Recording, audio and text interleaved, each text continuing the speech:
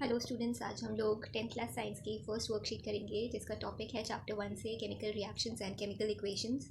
पहले रीडिंग करते हैं इसकी।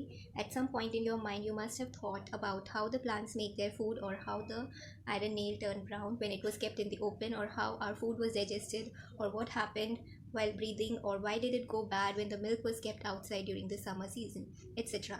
यहाँ पर हमें कुछ चेंजेस बताए गए हैं और फिर हमें बताया गया है कि हमने कभी ना कभी इन चेंजेस के बारे में सोचा होगा कि कैसे हुआ ये सब। नेक्स्ट है, for example in photosynthesis plants make glucose and oxygen gases in the presence of carbon dioxide gas and water in the presence of sunlight and chlorophyll. तो फोटोसिंथेसिस में हमने पढ़ा है कि प्लांट्स क्या करते हैं, ग्लूकोज और ऑक्सीजन बनाते हैं in the presence of, reaction किस में हो रही है, कार्बन डाइऑक्साइड गैस और वाटर में, और in the presence of sunlight and chlorophyll, मतलब सनलाइट एंड क्लोरोफिल भी चाहिए उसमें। In this process the nature and identity of carbon dioxide gas and water changes in physical और केमिकल फॉर्म। तो carbon dioxide gas का क्या हुआ, वो ग्लूकोज में कन्वर्ट हो गया और वाटर से हमें ऑक्सीजन गैस मिली, तो इनका जो फिजिकल और केमिकल फॉर्म था वो चेंज हो गया। This is what we call a chemical reaction. This chemical reaction is a kind of chemical change in which the properties of the new substances formed are different from the properties of the initial substances. तो एक chemical reaction में क्या होता है, chemical change होता है।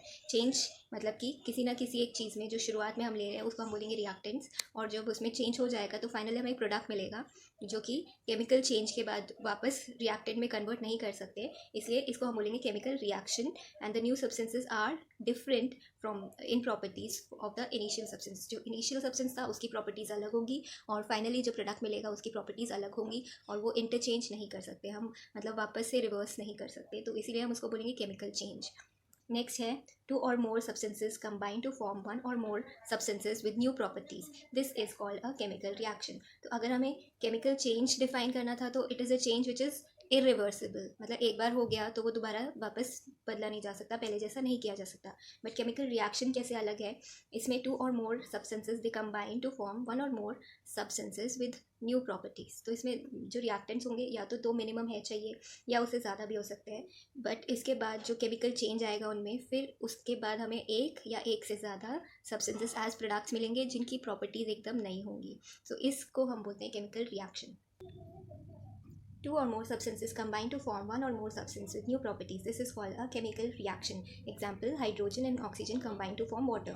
यहाँ पर एक वर्ड इक्वेशन लिखिए, hydrogen plus oxygen gives water. जब एरो होता है तो एरो हमेशा हमें लेफ्ट साइड से राइट की तरफ दिखाना है, और इसको हम कैसे पढ़ते हैं, गिव्स, मतलब इन दोनों ने मिलकर हमें क्या दिया, वाटर दिया। तो देने को हम इंग्लिश में गिव बोलते हैं, बट रिएक्शन में हम उसे बोलेंगे गिव्स। नेक्स्ट आता है, whether a chemical reaction has taken place or not we get to know when one or more of the following changes are seen. For example, if a chemical reaction shows changes in the state, changes in color or precipitate, changes in temperature or emission of gas visible, then understand the chemical reaction taking place. तो इस paragraph में हमें क्या बताया कि हमें कैसे पता चलेगा कोई केमिकल रिएक्शन हुई है, केमिकल चेंज तो हम देख के बता सकते हैं कि अगर उस चीज़ को हम वापस पहले जैसा नहीं कर सकते तो वो केमिकल चेंज है, बट केमिकल रिएक्शन हुई कि नहीं ये कैसे बताएंगे, वी गेट टू नो जब हमें ये सब चेंजेस मिलेंगे। कौन से चेंजेस, अगर चेंज हुआ है स्टेट में जैसे कि सॉलिड से लिक्विड या लिक्विड से गैस, चेंज इन कलर और प्रेसिपिटेट, जो भी हमने शुरू में रिएक्टेंट्स लिए अगर उनका कलर चेंज हो गया या फिर हमें बाद में प्रेसिपिटेट कोई मिला, अलग से कोई लेयर मिली लिक्विड में, प्रेसिपिटेट उसी को बोलते हैं। या फिर चेंज इन टेम्परेचर, हम जिस टेम्परेचर पे काम कर रहे थे उससे कम हो गया या ज़्यादा हो गया। या फिर एमिशन ऑफ गैस, एमिशन मतलब इसको हम दूसरे वर्ड इसके लिए है एवोल्यूशन, एवोल्यूशन ऑफ गैस भी बोल सकते हैं। कोई गैस अगर निकलती है तो उसके बबल्स हमें दिखते हैं लिक्विड में। नेक्स्ट, या फिर उसके कोई फ्यूम्स होंगे तो उसके कलर्स होंगे अलग। अगर ये सब चीज़ें, चारों चीज़ें हमें, चारों में से कोई भी एक चेंज हमें दिखता है तो हम कह सकते हैं कि it is a chemical reaction. Next है, सच एज येलो, इसका एग्जाम्पल बताया, such as yellow precipitate of lead iodide change in colour by adding potassium iodide to lead nitrate. यहाँ पर दो रिएक्टेंट्स हैं, पोटाशियम आयोडाइड और लेड नाइट्रेट। इनको जब हम आपस में रिएक्ट कराएंगे तो हमें कलर चेंज मिलेगा, येलो प्रेसिपिटेट मिलेगा लेड आयोडाइड का। नेक्स्ट है इसके बाद, therefore the substances which participate in a chemical reaction are called reactants. जो केमिकल रिएक्शन में पार्टिसिपेट कर रहे हैं शुरू में उनको हम बोलेंगे reactants, and those substances which are formed after a chemical reaction are called products. Finally जो मिलेगा वो है प्रोडक्ट्स। नेक्स्ट है, let's see what we have learned. यहाँ पर क्वेश्चंस बताया हमें। First question is, how can we tell if a chemical reaction has taken place in a change. तो यहाँ पर इस पैराग्राफ में आपको आंसर मिल जाएगा। We can tell if a chemical reaction has taken place in a change by observing any of the following changes.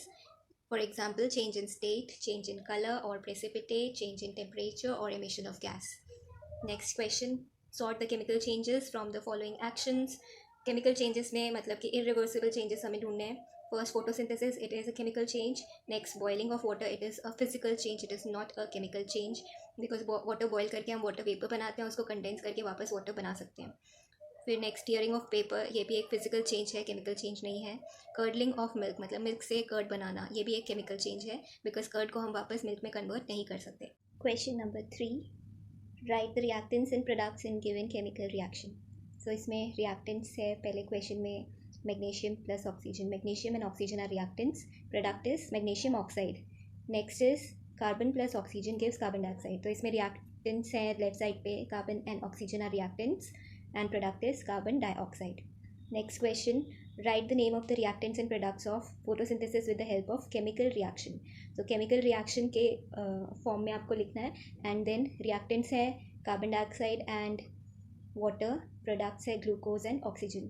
तो photosynthesis में ये ध्यान रखना है कि रिएक्टेंट्स में सनलाइट और क्लोरोफिल रिएक्टेंट्स में नहीं लिखे जाते, बिकॉज वो एक्चुअली पार्टिसिपेट नहीं कर रहे हैं रिएक्शन में, वो एरो के ऊपर नीचे लिखे जाते हैं.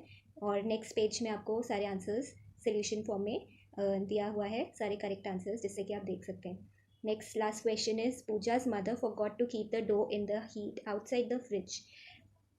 थोड़ा ग्रामर एरर है. एक्चुअली क्या होगा, Pooja's mother forgot to keep the dough in the fridge and she kept it out in the heat outside.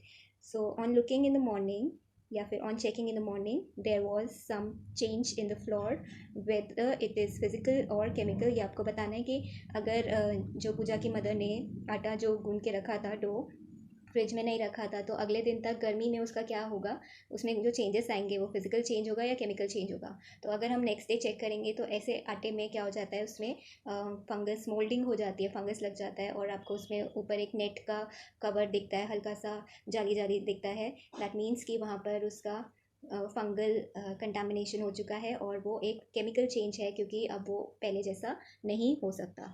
So I hope आपको आंसर्स क्लियर है. इसके बाद नेक्स्ट स्लाइड में आपको सारे आंसर्स लिखे हुए हैं, आप देख सकते हैं, चेक कर सकते हैं, और कोई भी डाउट हो तो पूछ सकते हैं. Thank you.